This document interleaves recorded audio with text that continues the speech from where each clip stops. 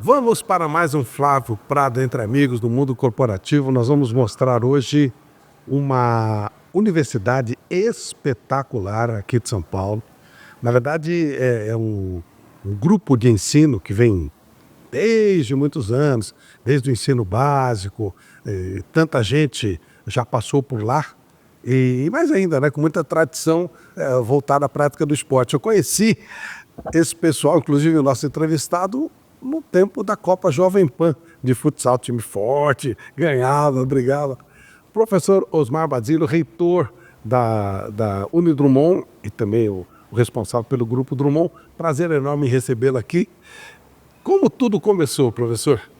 Bom, primeiro, bom dia ainda, né? Estamos ainda na primeira metade aí do dia. É um prazer aqui estar com você, Fábio. Que tudo corra bem e estamos aqui à sua disposição. O nosso grupo, nós começamos, na verdade, a delineá-lo em 1969, né? Eu era estudante, né? Minha primeira formação, né? Primeira graduação em engenharia, estava fazendo engenharia, e eu dava aula, e a escola onde eu lecionava, ela faliu. Chegou uma sexta-feira, o dono da escola nos avisou que não ia dar continuidade, não nos pagou, né? Porque também não tinha dinheiro. Eu tinha minhas contas, eu tinha que me sustentar, etc. Fui para casa preocupado, né? Mas longe de ter alguma animosidade com a pessoa do proprietário, que eu vi que simplesmente ele era um professor, não era um gestor. Eu comecei a pensar que eu podia ter feito algumas coisas, e a escola podia ter prosperado e não encerrado suas atividades. E no outro dia, isso era uma sexta-feira, no sábado, lá de dezembro de 1969, eu tinha uma escola na cabeça.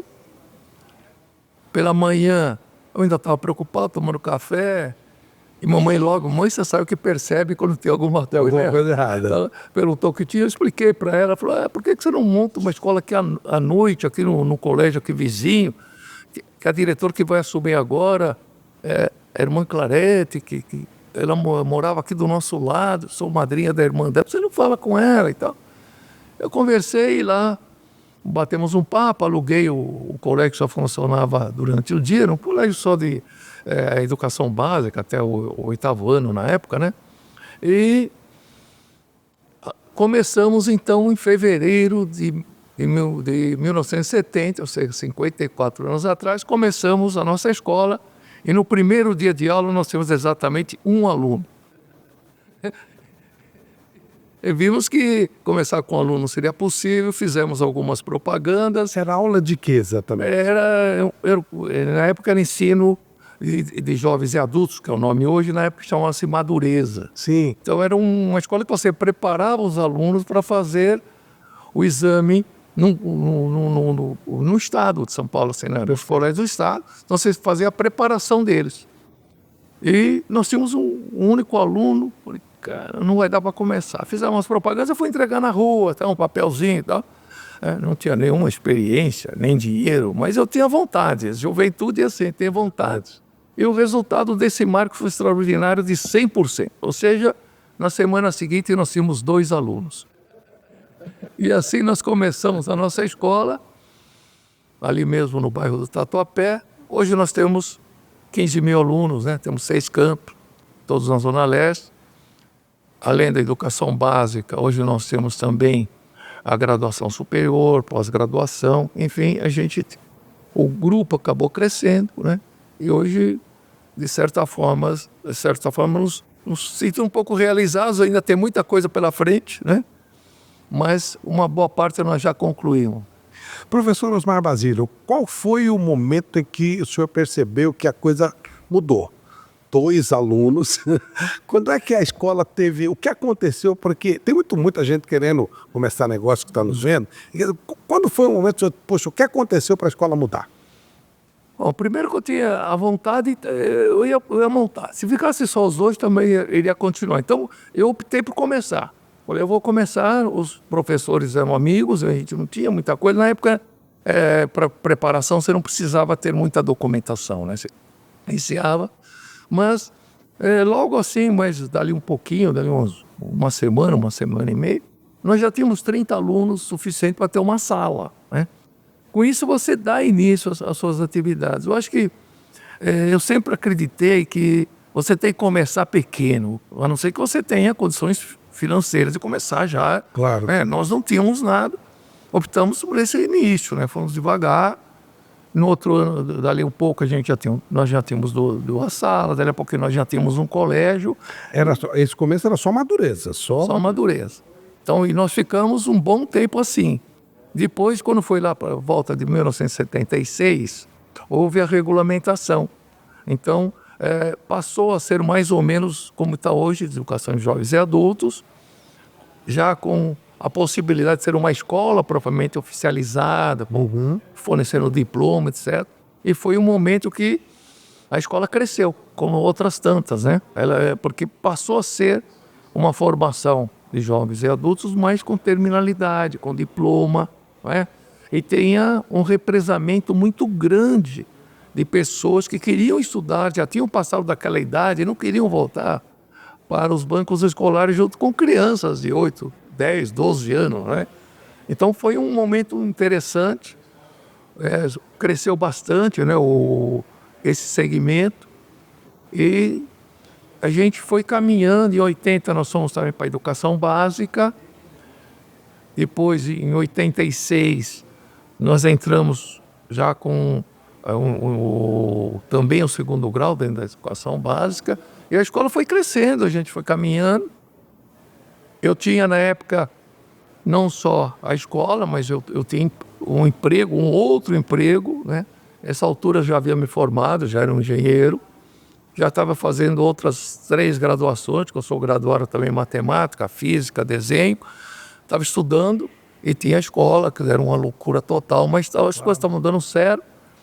E até que em 1986 eu resolvi parar com a minha carreira de engenheiro. Eu era especialista na época de usina hidrelétrica, eu fui o coordenador geral de todos os equipamentos das usinas elétricas de Tucuruí. Na época era a maior usina hidrelétrica do Brasil, a terceira do mundo, né? E eu lembro quando eu disse que ia parar, algumas pessoas acharam que eu tinha ficado maluco, né? Mas era um sonho, né, desde criança. E eu acho que assim, você tem que perseguir os seus sonhos e fazer o que você gosta. Não que eu não gostasse de engenharia, eu gostava, mas eu achei que era a minha missão trabalhar com crianças, com jovens, com adultos, e trabalhar com educação. Eu conheço já há bastante tempo, como citei, pelo historiador da Jovem Pan, e eu sei também que você é conselheiro do Corinthians, ou seja, muito ligado ao esporte. Como é que você conseguiu unir essa coisa da escola com o esporte, que você sempre está ligado ao esporte, vários times, enfim, como é que surgiu essa ideia? Bom, nós sempre tivemos um carinho especial pelo Corinthians, morávamos perto, frequentávamos, né? Sou sócio do Corinthians desde 1965. Daqui a pouco eu vou fazer esse... Parque São Jorge, né? Parque São Jorge, né? Hoje, eu não sou conselheiro mais nada. Hoje eu não tenho nenhuma função no Corinthians, né? Eu só dou palpite, não tenho função oficial. Mas o diretor na época, o doutor Odilon, né? O Odilon cuidava de toda a parte da base do Corinthians, né? E era uma pessoa muito dedicada ao clube. Ele sempre pedia algumas bolsas para a gente. Em 1990, eu tinha começado já a participar da Copa Jovem Pan, né? Primeiro como acompanhei a primeira lá, né? Que foi, inclusive, o próprio Pilac contra o esportivo... O Estadual da Penha, que era a minha escola. Então, aí eu fui lá, o Zé Roberto, que eu era fã daquele rapaz jogando, né? Jogava muito, né? E que jogava pelo Estadual da Penha, né? Só que foi tudo bem, só que no final eles acabaram perdendo e tal, mas aquilo veio e eu primeiro montei um time lá na Escola João dos Três, que é a nossa escola da Penha. Eu mesmo que era o técnico, né, da rapaziada, íamos jogar contra adultos, eram os meninos, né? Mas a ideia era jogarmos contra adultos para que eles pegassem condição de jogar contra os times fortes. E assim nós começamos, mas de uma forma bem amadora. Aí de um tempo lá para 1990, a gente já resolveu criar um programa de incentivo ao atleta.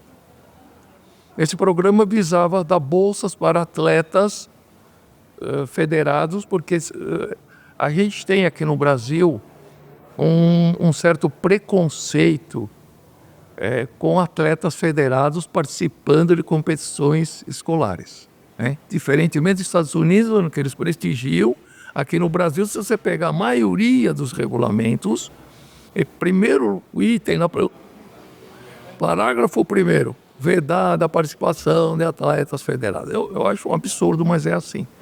A Jovem Pan, na época, foi uma das primeiras a permitir a participação de atletas federados. Era praticamente um campeonato paulista. E lotava estádios ali, né? Aquilo era uma loucura. O campeão real de São Paulo era o campeão da Copa da ANAP Jovem Pan. Aí nós resolvemos participar um pouquinho mais. No início a gente foi assim, mas sem ter assim uma profissionalização, mas depois a gente resolveu e nós tivemos, a visão foi o seguinte, eu olhei quem ganha, era o Bilac na época. O Bilac ganhava muito. E como que eles ganham? Eles tinham ganho todas, né? Aí, como que eles ganham? Eles têm uma estrutura administrativa, do apoio da escola e um grande treinador. Eles tinham o Buzina. Era o melhor treinador da época. E bom, Buzina não vai dar para trazer. Quem é um outro treinador bom? A gente foi buscar, no caso foi o Paulão, né? Que era um excelente, aí fazia um excelente trabalho. Eu falei, agora eu tenho que ganhar a parte administrativa, eu tenho que melhorar isso. E a gente começou a competir, né? Primeira vez que nós competimos, nós fomos vice, né? E a partir daí a gente começou a ganhar, né? A gente foi bem, tanto com o João 3 como com o Drummond, a gente caminhou bem. Então, eu acho que a grande virada disso, de ter essa aproximação mesmo, foi em 1990, quando a gente criou o incentivo ao atleta. Aí não só de futebol, nós tínhamos basquete, nós tínhamos vôlei, tinha futebol feminino já na época, né? Então, que é uma coisa que eu sempre gostei de incentivar o futebol feminino. As meninas são sempre deixadas em segundo plano, agora está melhorando bem, mas ainda precisa caminhar, né? Então, eu acho que a virada mesmo foi em 90, quando a gente colocou um projeto que está até hoje, né? Agora, professor, falando de negócios, investir no esporte, dar força para o esporte, é um bom negócio para a empresa? Como negócio, hoje não. No início, eu achei que você, investindo pesadamente no esporte, você traria novos alunos para a sua instituição. Para fazer isso, você tem que mudar um pouquinho o seu foco. Se o seu foco é educação, a prioridade é a educação, você não pode transformar a sua escola num clube. A escola tem que ter um time ou alguns times. Mas a gente não pode confundir as vitórias no campo esportivo com o sucesso profissional na parte mesmo de negócio. Então, eu demorei um pouco para perceber isso. Eu cheguei a ter 3 times de futebol de salão competindo na mesma competição. Na mesma competição tinha futebol de salão, tinha vôlei, tinha basquete, etc. Até que um dia, o Vanderlei Nogueira, eu reclamei de alguma coisa que tinha colocado para jogar os 2 times. Ele falou, mas eu acho que você devia fazer o contrário. Você tem que ter um time só e ganhar. Fui para casa e falei, tem razão. Ele tem razão. A gente vai aprendendo com quem sabe. Aliás, foi um aprendizado, né? Eu acho que Copa da ANAP foi um aprendizado com vocês. Nós chegamos, inclusive, a fazer uma transmissão, né, de um jogo com o falecido Romano Neto, né, comentarista igual a você, lembra disso? Ele fez a transmissão, mais algumas pessoas aí que contribuíram com a gente. Então eu acho que ajuda, eu acho que o esporte é um aliado muito importante da educação. Eu acho que o esporte é seguramente o melhor caminho para uma educação sadia. Ela complementa a educação, não substitui. Sim. Aí tem que saber que ela complementa. Então, quando eu vejo algumas escolas indo para aquele caminho que eu já fui há 30 anos atrás, eu vejo, olha, não é por aí, a gente não fala nada, cada um, evidentemente, tem a sua forma, né, de caminhar, mas hoje a gente procura escolher bem, as competições sérias, né, como essa que nós terminamos agora, que fomos vice-campeões sul-americanos, que é do Comitê Olímpico Brasileiro. Então, é uma competição que nós já ganhamos algumas vezes, é uma competição séria, e a gente procura ter essas competições, né? Tem a Copa Gatorade, que nós vencemos recentemente. Então, são copas que a gente escolhe. Temos algumas parcerias, né, com equipes de futebol, ajudamos nessa formação da parte educacional do atleta. Porque o que nós percebemos, e os times estão percebendo, um atleta bem formado, uma boa educação, ele tem um rendimento melhor.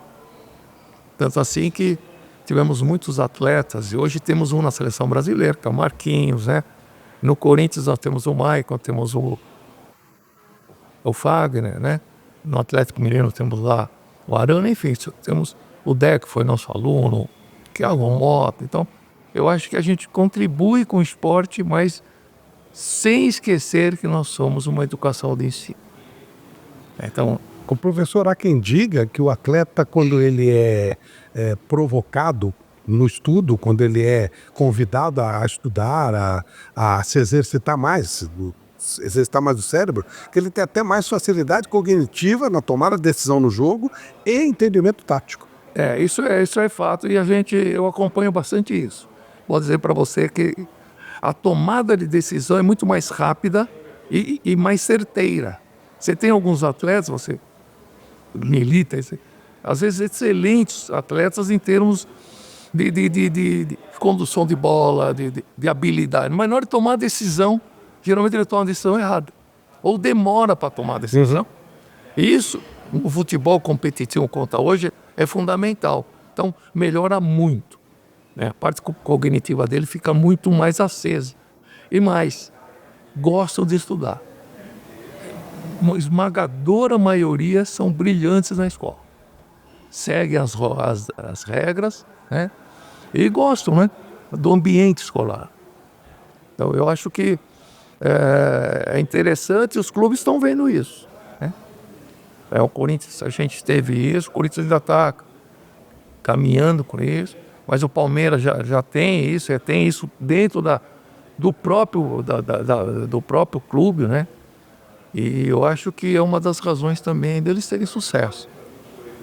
O senhor tem convênios com alguns clubes, não só. Claro, o senhor é corintiano, mas aí o negócio tem convênios com várias equipes, né? Sim, eu acho que nós temos convênio principalmente com o Palmeiras e com o Corinthians, né?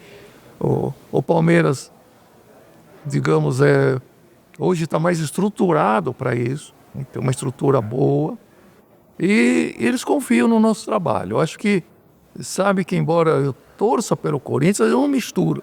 Claro. Eu nunca, nesses 30 e tantos anos que a gente lida com grandes atletas, nós nunca tivemos qualquer participação de atleta e nem queremos ter. Eu acho que cada um na sua, eu acho que nós temos sempre aquilo que eu te disse, é focar na educação. Ter uma escola séria, uma escola competente, acolhedora. O atleta precisa também de carinho, de acolhimento, porque até ele se formar para ser um grande atleta, ele precisa se sentir bem, né? Precisa ser feliz. É só ver o time do Corinthians hoje. É um time feliz, não é? É um time feliz. E o que acontece? O rendimento é bom. Na escola é a mesma coisa. Você tem que dar um ambiente acolhedor, um ambiente feliz. Ele tem que ir para a escola feliz, ele tem que querer ir para a escola. E o atleta é interessante. Ele acaba tendo esse relacionamento interessante com a escola, gosta da escola, e eu acho isso muito positivo. Nós falamos aqui do seu começo com um aluno de Madureza, 2, 3, e aí vem toda a escola de base, e aí um passo ainda maior, a Unidrummond. Como surgiu a Unidrummond? Quando você chega num ponto que você tem a faculdade isolada. Nós tivemos em 2000, começou em 98, exatamente, nós tínhamos um viés muito forte de colégio técnico. Só que com a nova LDB, promulgada lá em 93, 96, né, eles foram muito infelizes ao abordar o ensino técnico. Eles não...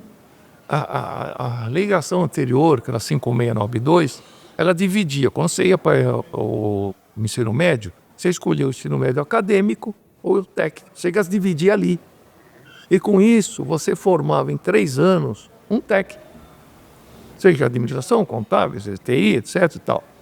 E esse técnico tinha emprego, tinha salário, conseguia já se sustentar e às vezes até sustentar a família, e se ele quisesse, ele iria para o ensino superior.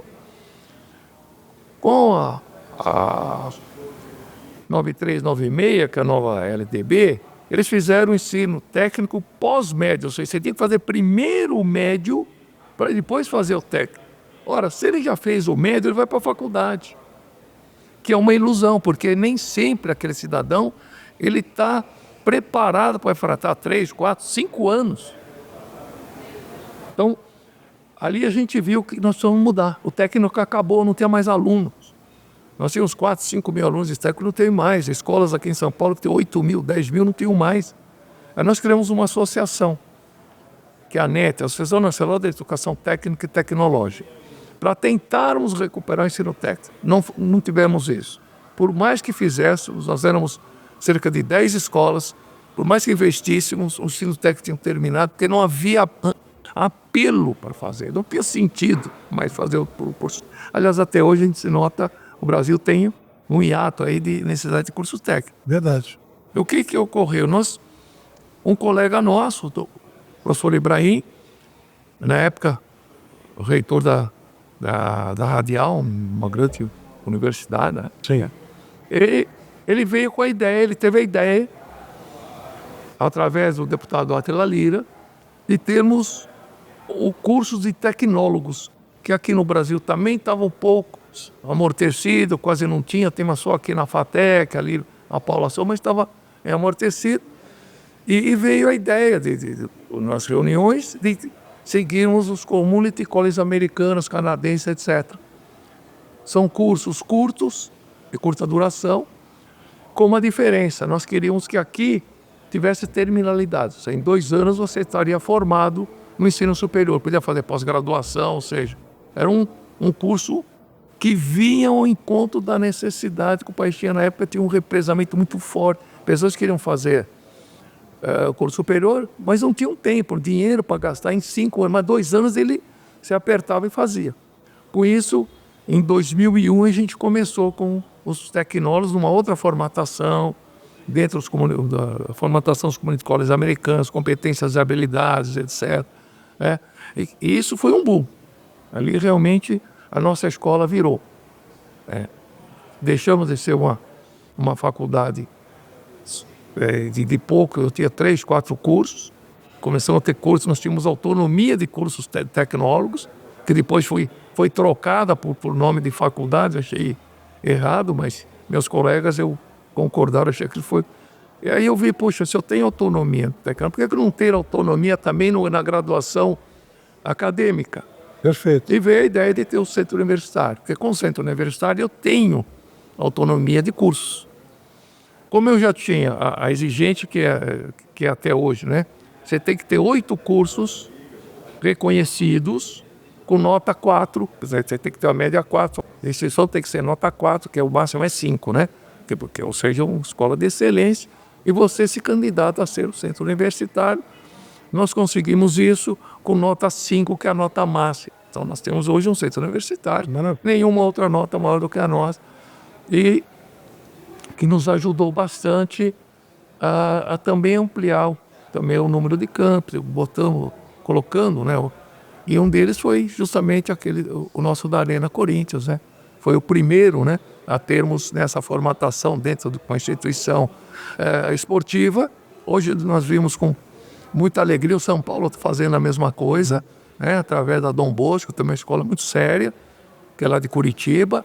Eu fiquei muito feliz quando eu vi alguém mais, não estamos sozinhos nesse. Claro. Então, muito bom. Como é que é a experiência do aluno? Como tem sido o aluno dentro do estádio de futebol? Porque o futebol ele é um encantamento, né? Eu imagino que a pessoa chegando no primeiro dia na escola já é uma coisa diferente. Mas ele chega no estádio de futebol. Como é que é isso? Como é que é a reação do pessoal? Olha, é contagiante.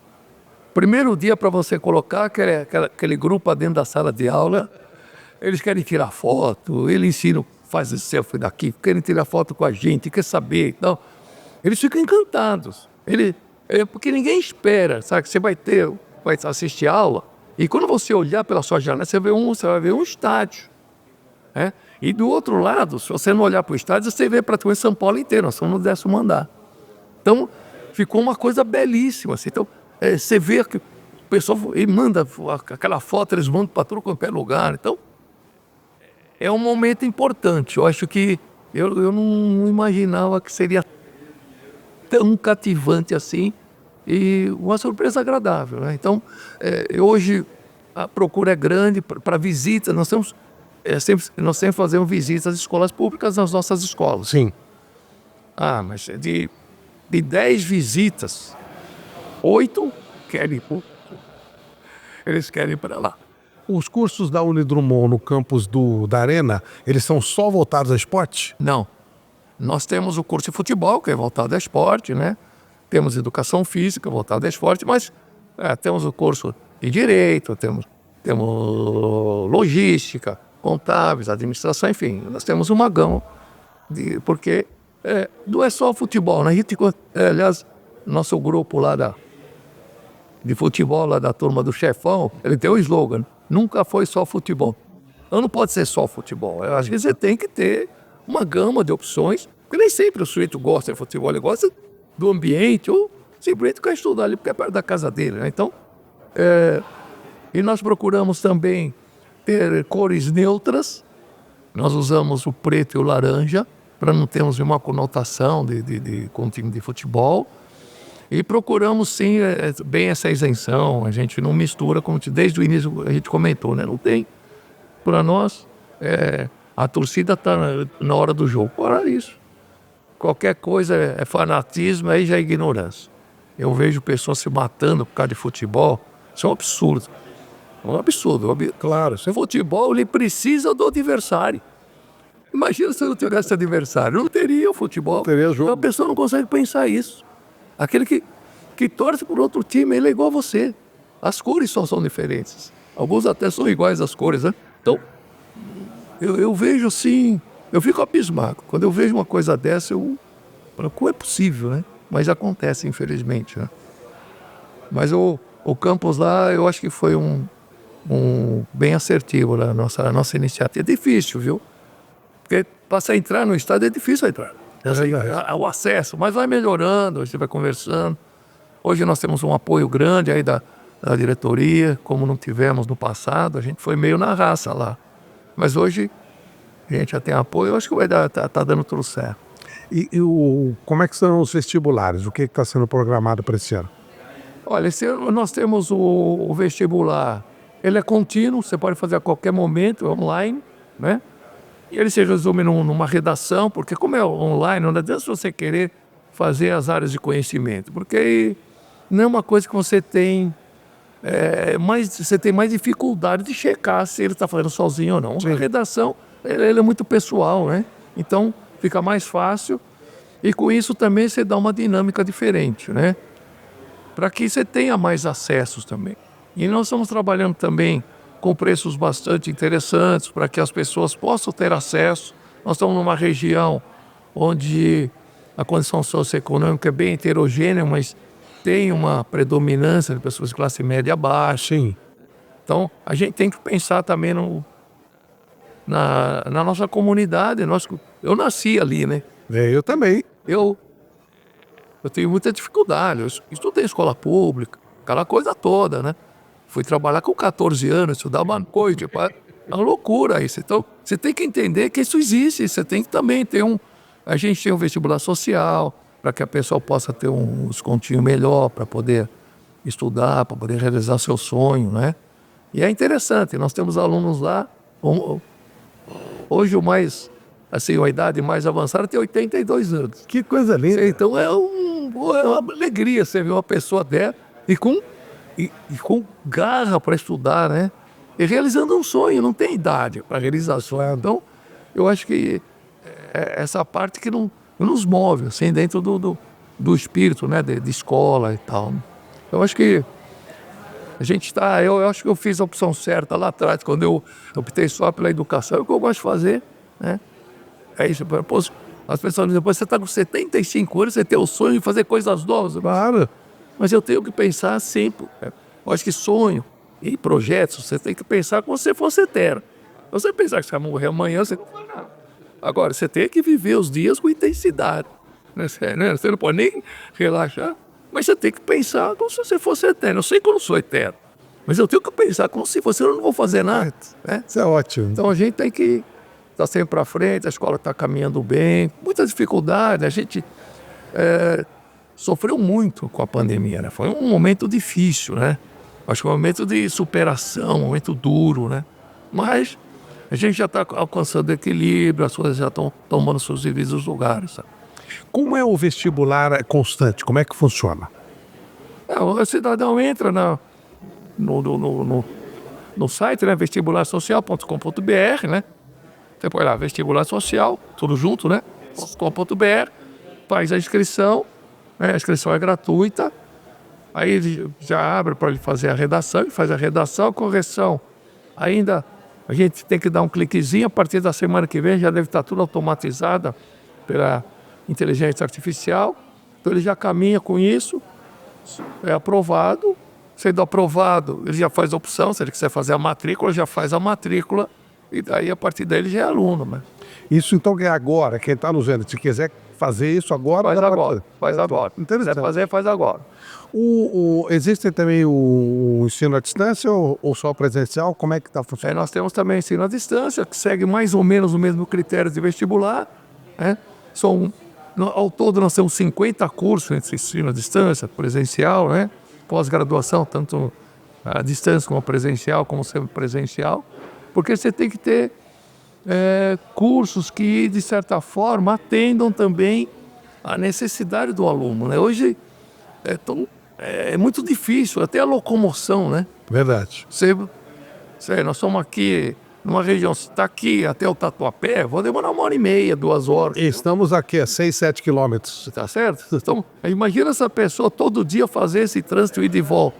E às vezes ele opta por fazer à distância, fazer um curso semipresencial, onde ele vai 2, 3 vezes na escola, precisa ir todo dia. Ele concilia também a parte social dele, né? Quer ver? Você trabalha o dia inteiro, vai na escola à noite, fim de semana tem tarefas. A parte social começa a perder um pouquinho, né? Então, tem que pensar nisso, porque a parte social é que mexe um pouco com a nossa cabeça, né? Claro. Não tem que tem que gerenciar bem o tempo, né? Então, nós temos tanto presencial, semipresencial, ensino à distância à disposição dos alunos.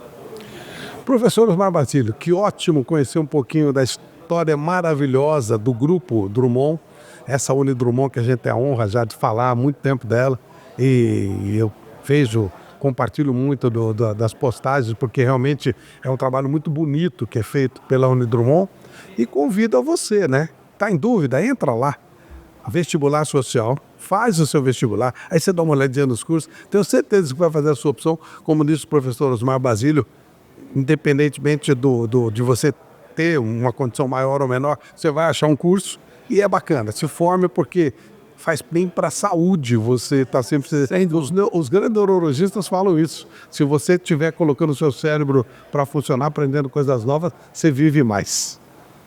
Eu que agradeço agora com você, né, batendo um papo, conversando, né, sobre... E conversar com a educação é sempre uma alegria. É muito bom. Muito obrigado, professor. Eu que agradeço e estou à disposição para outras vezes aí. Muito obrigado. Falamos então da Unidrummond, entre lá e faça o vestibular social. O Flávio Prado, Entre Amigos do Mundo Corporativo, fica por aqui. Um abraço.